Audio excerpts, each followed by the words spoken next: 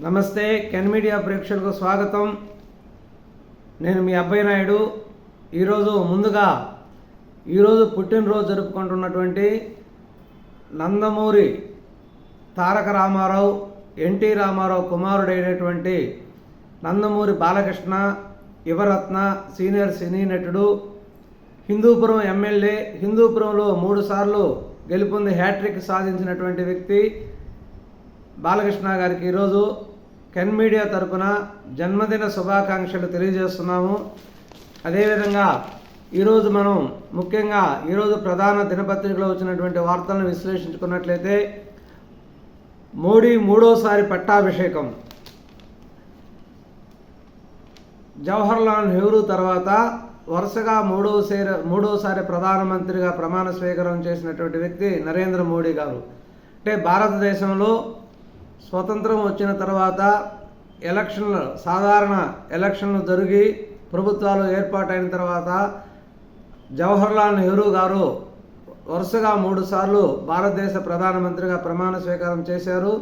తరువాత కాలంలో ఇప్పుడు నరేంద్ర మోడీ ఎన్డీఏ కూటమిగా ఏర్పడి బీజేపీ తరఫున 3వసారి ప్రధానమంత్రిగా కావటం జరిగింది. నిన్న రాష్ట్రపతి ద్రౌపది ముర్ము చేత ప్రమాణ స్వీకారం చేయించడం జరిగింది. 12 మంది మంత్రులతో కొలువుదీరిన సర్కార్ 71 మంది మంత్రులతో కొలువుదీరిన సర్కార్. అమిత్ షా, రాజ్నాథ్, గడ్కరీ, నిర్మలా, జయశంకర్కు మళ్లీ ఛాన్స్. తాజా మాజీ సీఎంలు చౌహాన్, ఖట్టర్లకు కొత్తగా అవకాశం. ఏపీ నుంచి రామ్మోహన్ నాయుడు, పెమ్మసాని శ్రీనివాస్ వర్మ.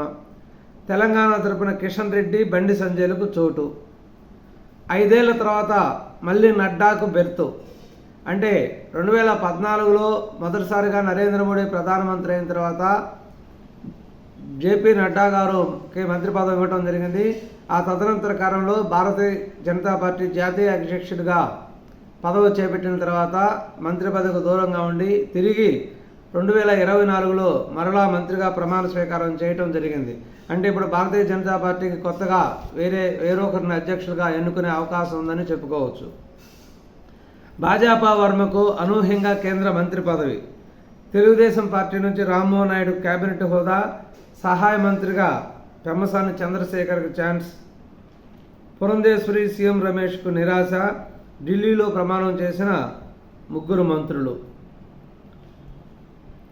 అంటే తెలుగుదేశం పార్టీలో మొత్తం 16 మంది ఎంపీలు ఉండగా అందులో హ్యాట్రిక్ సాధించినటువంటి ఇంతకుముందు తెలుగుదేశం పార్టీలో సీనియర్ నాయకుడైనటువంటి కింజరపు ఎర్రమనాయుడు కుమారుడు, ఎర్రమనాయుడుకు వారసుడుగా ఉన్నటువంటి వ్యక్తి కింజరపు రామ్మోహన్ నాయుడికి కేబినెట్ హోదా ఇవ్వటం జరిగింది.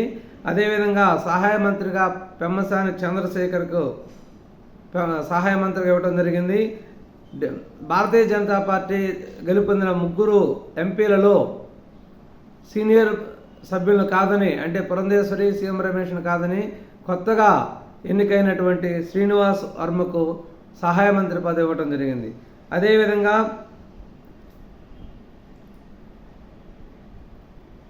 జరిగింది హ్యాట్రిక్ ప్రమాణం. ఆంధ్రజ్యోతి పత్రికలో తీసుకున్నట్లయితే హ్యాట్రిక్ ప్రమాణం అనే బ్యానర్ ఐటంగా ఇవ్వటం జరిగింది. ప్రధానిగా మోదీ వరుసగా 3వసారి ప్రమాణ స్వీకారం. నెహ్రూ రికార్డు సమం. 7 మహిళలకు ఛాన్స్. మొత్తం మీద 71 మంది మంత్రివర్గ సభ్యులలో 7 మహిళలకు ఛాన్స్ ఇవ్వడం జరిగింది. అందులో టోటల్గా మంత్రివర్గం 71 మందిలో బీసీలు 27, ఎస్సీలు 10 మంది, ఎస్టీ 5, మైనార్టీ 5. గత మంత్రివర్గంలో ఉన్నటువంటి సభ్యుల్లో 37 మందికి నో ఛాన్స్. 33 మందికి తొలిసారి అవకాశం. హాజరైన పొరుగు దేశాల అధినేతలు, విపక్షం నుంచి ఖర్గే హాజరు. అనుకోవగా ఉండండి, తోటి సభ్యులను గౌరవించండి, కొత్త కేబినెట్కి మోదీ సూచన. డాక్టర్ నుంచి కేంద్ర మంత్రిగా ఎన్ఆర్ఐ పెమ్మసాని చంద్రశేఖర్కు గెలిచిన తొలి రోజే జాక్పాట్. సామాన్య కార్యకర్తకు పట్టం. అనూహ్యంగా కేంద్ర మంత్రి పదవి దక్కించుకున్న శ్రీనివాస్ వర్మ. కిషన్ రెడ్డికి మళ్లీ కిరీటం. 3 దశాబ్దాలుగా పార్టీకి సేవలు. పోరాటానికి దక్కిన ఫలితం. కార్పొరేట్ స్థాయి నుంచి కేంద్ర మంత్రిగా బండి సంజయ్. బరిలోకి బాబు. వ్యవస్థలన్నీ చక్కదిద్దే పనిలో నిమగ్నము.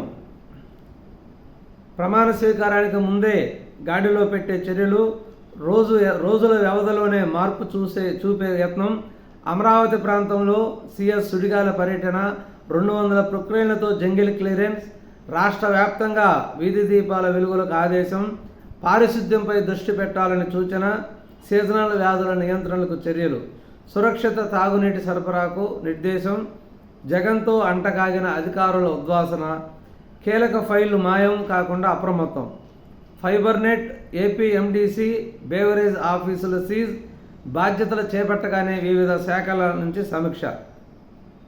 అంటే చంద్రబాబు నాయుడు గారి ప్రమాణ స్వీకారం జరగక ముందే అధికారులు ఆగమేఘాల మీద చంద్రబాబు నాయుడు గారికి ఉండే సీనియారిటీ, చంద్రబాబు నాయుడు గారి యొక్క మనస్తత్వం తెలిసినటువంటి అధికారులు ముందుగానే ఆయా శాఖలలో సమీక్షా సమావేశాలు జరిపి ఒక రిపోర్టును తయారు చేసి పెడుతున్నారు.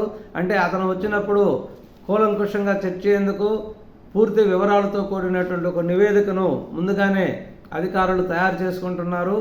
అదేవిధంగా ఇప్పుడు దాకా ఒక అడవిలాగా తయారు చేసినటువంటి రాజధాని ప్రాంతాన్ని, అంటే జగన్మోహన్ రెడ్డి యొక్క దృష్టిలో దాన్ని అడవిగానే చూశారు. కాబట్టి దాన్ని అడవిగా తయారయ్యేదాకా చూస్తూనే ఉన్నారు. ఇంకా రాజధాని ప్రాంతం అనే అనే ఉద్దేశం కాకుండా ఇది ప్రతిపక్షాల ప్రాంతము, చంద్రబాబు నాయుడు గారి ఏరియా అనే ఉద్దేశంతో, చంద్రబాబు నాయుడు గారి మీద కసితో విధ్వంసులు సృష్టించిన ప్రాంతం అమరావతి ప్రాంతాన్ని ఆగమేఘాల మీద దాదాపు 200 ప్రొక్లైన్లతో కంప చెట్లను తొలగించే కార్యక్రమం మొదలవుతుంది. దాదాపు ప్రమాణ స్వీకారానికి ముందే ఆ పని పూర్తవుతుందని చెప్పుకోవచ్చు. ఆదివారం రాజధాని అమరావతి ప్రాంతంలో సుడిగాలి పర్యటన చేసిన సిఎస్ నీరబ్ కుమార్. ఫైర్లో భారత పని మనుషులు. జగన్ సతీమణి సిఫార్సులతో అగ్నిమాపక శాఖలో హోంగార్డు ఉద్యోగాలు. అవినాష్ రెడ్డి లేఖ ఇచ్చినా, సజ్జల్ ఫోన్ చేసినా ఫిట్నెస్ చూడరు, ఆగమేఘాల మీద ఎటువంటి అర్హత చూడకుండా సిఫారసు ఉంటే చాలన్నట్లు వ్యవహారం నడిపిస్తున్నారు. 3 నెలల్లో 66 మంది నియామకం. స్వామి భక్తి చాటుకున్న డీజీ సునీల్ కుమార్ అర్హులైన నిరుద్యోగులకు ఎసరు.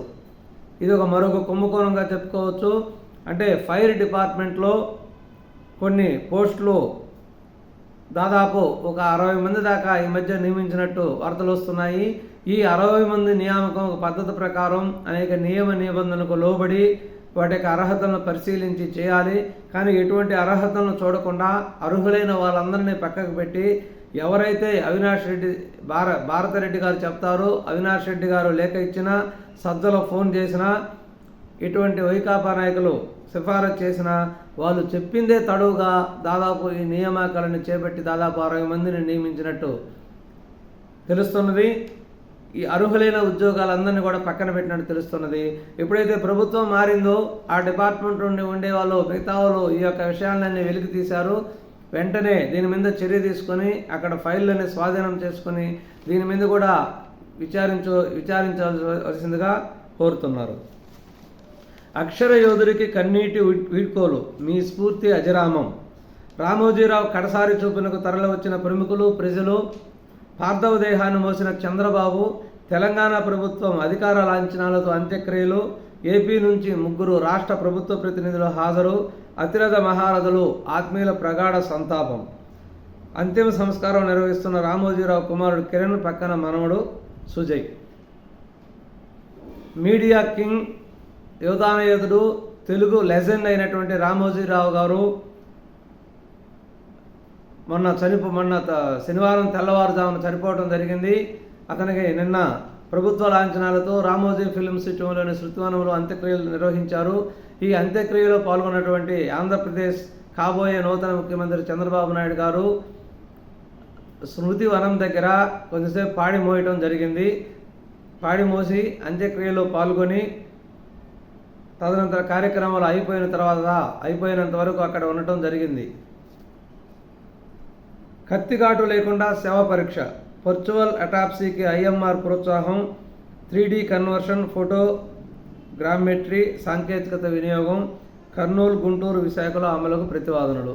ఇవి ఈరోజు ముఖ్యమైన ప్రధాన దినపత్రికలో వచ్చినటువంటి వార్తల్లో కొన్ని. నమస్కారం.